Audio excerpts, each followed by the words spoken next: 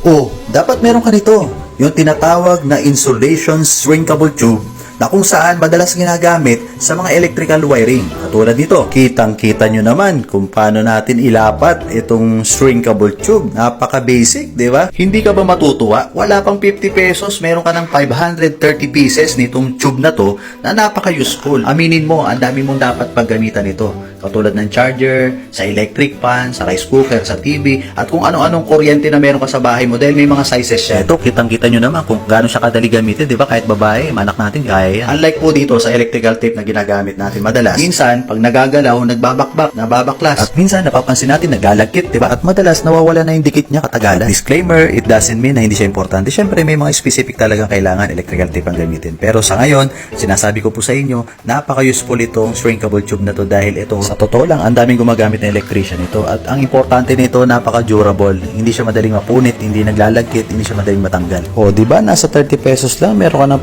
530 pieces ng ganitong tube. So, ano pang hinahantay mo? Naglagay po ako ng yellow basket, pwede po kayo mag-check out. But disclaimer, price subject to change after the sale.